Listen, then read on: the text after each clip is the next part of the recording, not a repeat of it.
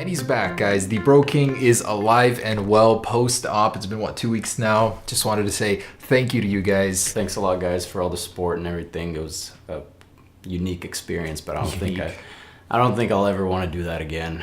Hopefully I never have to, but thanks for everything. All right, so back at it with the renders and the iPhone leaks, guys. So I want to start by mentioning that this year there have been very little iPhone leaks of the upcoming iPhone. Of those leaks, the amount that are component leaks is extremely small to nothing. We've had one with the larger 6.5-inch display. Besides that, in comparison to last year on May 4th, where we had the actual iPhone design almost down to a T, this year is extremely dry in comparison. And now we know why. There's actually a very good reason for this. Apple sent out an internal memo to their employees, and ironically this got leaked, talking about leaks and how they're destructive and what Apple is basically doing to protect them from happening. And it's kind of crazy because I think Apple is getting extremely angry that these leaks keep happening. And in this article it says that 29 leakers were caught. Of those, 12 were arrested. You can get arrested for leaking Apple information, and whether that be parts or the actual details of what's to come. And mostly the iPhone 10 schematics were getting leaked last year.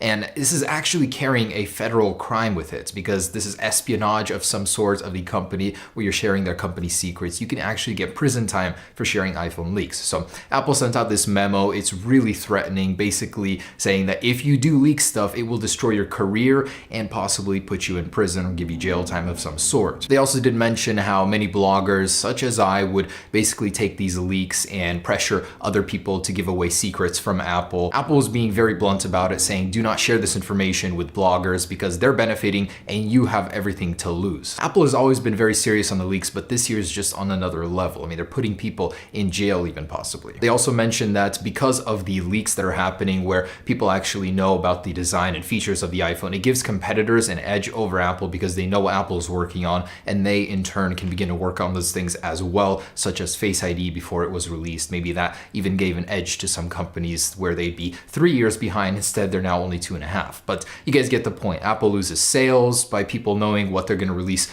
early. It's definitely interesting to know what's coming, but for Apple, not very good, of course. So they did post this memo, and I'll leave a link down below in the description where you can read the whole thing. It's actually a very good read. And before I dive into the new rumors, I wanted to mention what we know already. Quick recap of the iPhone 11. We don't know what it'll be called. I'm calling it the iPhone 11, so you guys know what I'm talking about when I say iPhone 10-2 or whatever else it will be called. We do know that it might have a smaller notch because Apple is working on technology that could incorporate the infrared scanner into the camera, so that could minimize the actual size of the notch. We know that there will be a larger Plus version with a 6.5-inch display. Inside there will be an L-shaped battery where the connector between them is now solid, so you get more battery capacity, better battery. It could have an additional gigabyte of RAM. There could be a new model, a 6.1-inch with a single camera lens on the back, no 3D touch possibly, and it's possible there could be new colors, and a dual SIM option is rumored as well. So that's where we're at right now. Let's get into all of the new stuff that has happened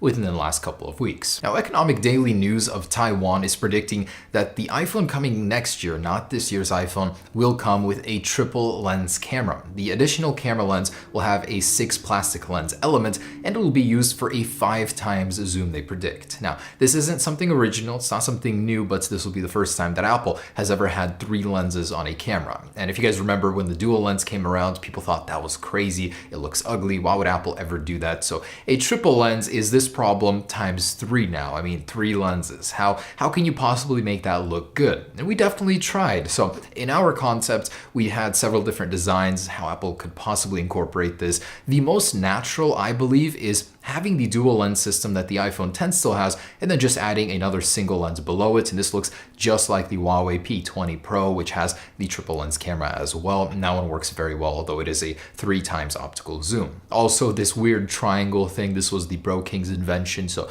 this guy basically incorporates it into sort of an Apple-esque lens, although I cannot see Apple doing this. This looks like a robot or something. Whereas I guess the dual lens on the iPhone 10 looked like Bender, so not too bad. Also this one, so the triple lens, but it has a dual lens on the bottom below the flash, still inside the single lens ring. So these all look somewhat crazy. I can't see Apple doing this, but if Apple were to use a triple lens design, which one would they use, I wonder? Now, these concepts by Martin Hajek introduced several new versions as well. They are pretty dang good. He made them in collaboration with iDrop News, and there are some interesting ones in here as well. So a triple lens with the flash removed and put to the side. I cannot see Apple doing this. Once they've got the flash in the lens, why would they remove it again? Also, one sharing our design with the dual lens below the flash, all encompassed in the same frame. And this one I really like, a triple lens with the flash on the outside of the ring. So I don't know how the performance of this would be. I doubt Apple would do something like this, but it sure does look very clean. And the one where they add a single lens below the dual lens and they have this color combination to go with it looks kind of interesting. I kind of do like this one. So a triple lens camera could be coming to the iPhone in the near future as soon as next year,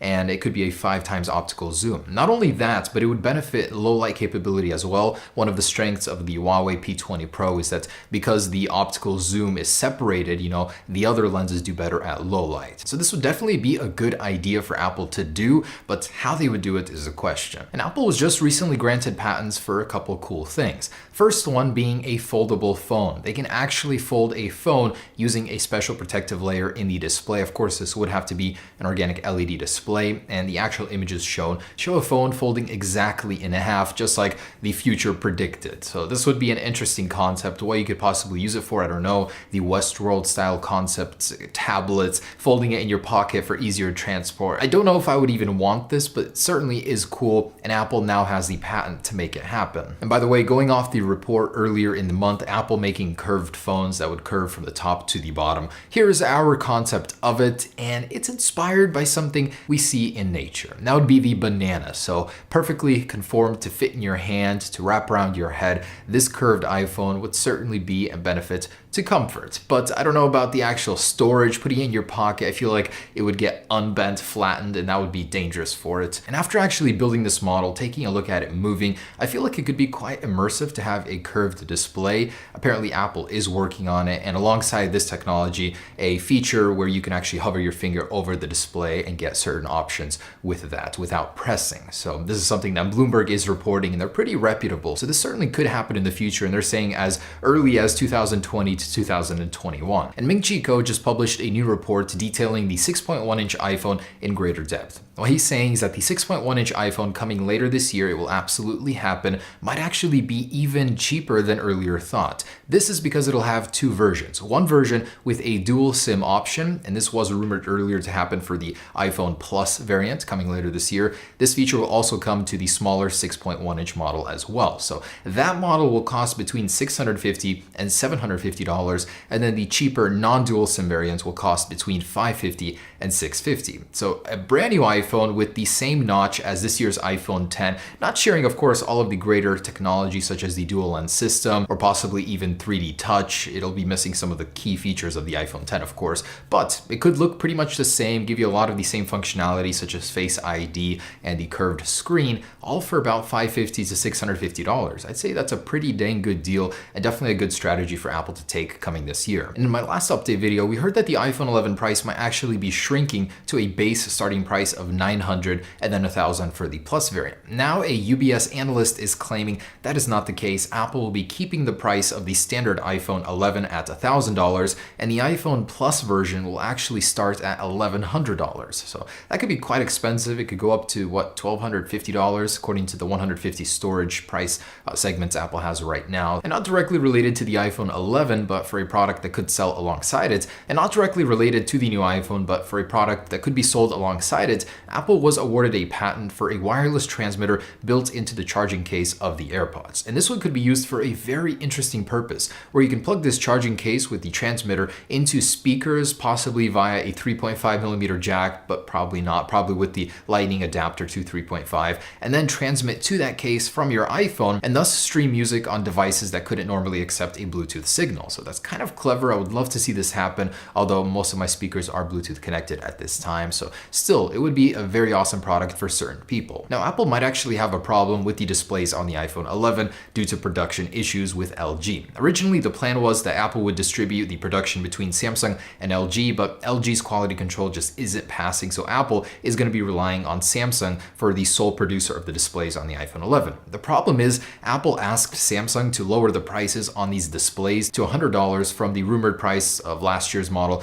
at about $110 to $130. The problem is because LG won't be making the displays anymore, Samsung basically has the monopoly on these displays, and it could ultimately decide the final price of the iPhone by not reducing this price. It's unknown if that'll happen, but reportedly production is starting in May, so hopefully Apple figures out a deal by then to give you the iPhone for a little bit cheaper. I'm hoping it does start at $900. And by the way, wanted to share these with you, the gold iPhone 10 renders. They look spectacular from Martin Hajek, so this is rumored to still happen. Possibly we'll see it announced in May or June at WWDC. I'm really hoping they do announce it, but could receive a little sales boost there with this new color. And there you go, guys. So that is the latest stuff on the iPhone 11. I'm actually very disappointed to see the reduction in leaks, but for Apple, it certainly makes sense to clamp down on those leaks and in turn keep you guys in suspense for the final release in September. So thanks for watching, guys. That's the latest. We'll keep you guys updated on any and all news. Peace.